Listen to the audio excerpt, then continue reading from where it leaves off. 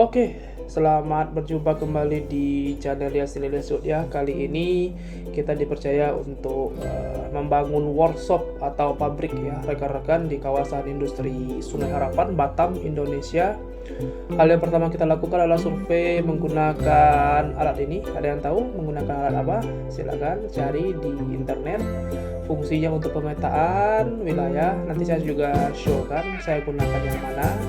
Ini kita melakukan pengukuran terlebih dahulu untuk wilayah yang kita gunakan, dimana untuk ukurnya saya menggunakan PT Inti Mitra ya. Nah, inilah kondisi yang mau kita survei. Kita harus menentukan ketinggian tanah. Nah, ini ada alatnya teodolit. Nah, digunakan untuk mengukur ketinggian tanah untuk survei seperti itu kawan-kawan. Saya jelaskan dulu sedikit. Di sini saya bukan orang sipil, tapi saya mencoba untuk berbagi informasi dan belajar bersama dengan rekan-rekan bagaimana cara atau tata cara membangun sebuah workshop dari nol sampai nanti jadi seperti itu. Nah, ini kita masukkan dulu ini kita perlengkapan untuk pembangunan workshop menggunakan kontainer 20 feet. Isinya ya seperti rekan-rekan tahu semua, seperti alat potong, alat gerinda, alat press, kompresor dan lain-lain. Selanjutnya kita melakukan penebangan pohon yang kita rasa mengganggu menggunakan alat berat, ekskavator ya, yang kecil aja sudah cukup. Atau mungkin kalau memang pohonnya agak besar, kawan-kawan bisa menggunakan alat berat yang lebih besar, menyesuaikan untuk keamanan di lapangan ya. Keamanan dan keselamatan pekerja di lapangan. Oke, ini prosesnya sedang berlangsung untuk penebangan pohon.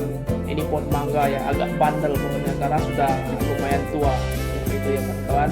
Jadi tekniknya kita gali dulu sekelilingnya, kita putusin akar-akarnya, setelah itu kita goyang-goyang sampai dia tumbang.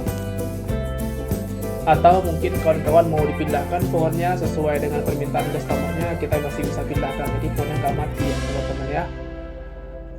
Seperti itu. Jangan lupa like, comment, subscribe untuk channel Yasin Ilyasud. Di sini saya menggunakan Kobelco ya, Kobelco kecil. Nah, ini tahap selanjutnya setelah kita melakukan pengukuran, kita menggali tanah untuk pemasangan cakar ayam ya.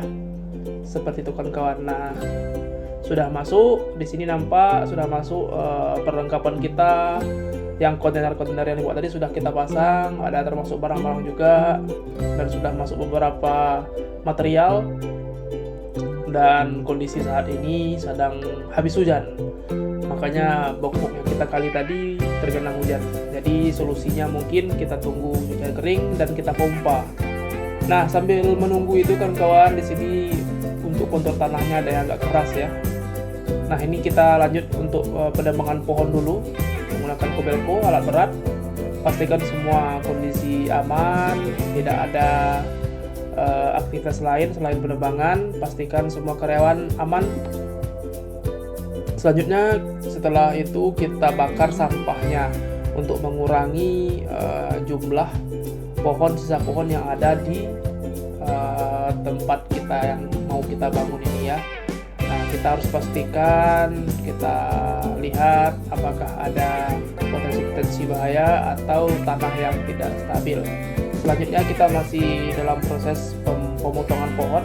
Nah, ini kan di sampingnya ada pagar, jadi kita tidak bisa menggali menggunakan alat berat karena akarnya sudah terlalu panjang. Jadi solusinya kita tebang seperti itu teman-teman, rekan-rekan semua.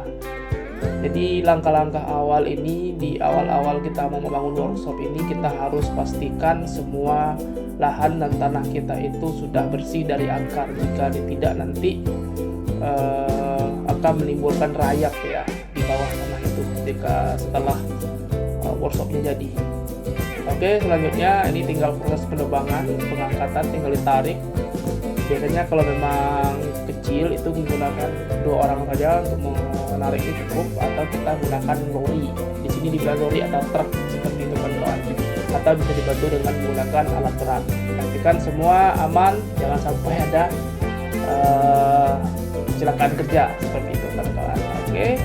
Setelah tumbang, kita potong pohonnya menjadi kecil-kecil, dan selanjutnya nanti prosesnya akan kita bakar. Oke, teman-teman, di sini sudah kita buat ya boxnya untuk pemasangan cakar ayam, di mana saya di sini menggunakan ukuran 150 kali 150 ya. 1,5 meter kali 1,5 meter. Di bawahnya sudah kita cor, sudah kita leveling seperti itu dengan menggunakan benang ya teman-teman. Pastikan boxnya ini sesuai ya dengan cakar ayamnya seperti itu yang sudah selesai tadi. Oke, nah itu juga akan kita cor ya untuk cakar ayamnya. Besinya sudah kita persiapkan menggunakan besi 10 ya. Ini sudah kita prepare semua, sudah kita pasang.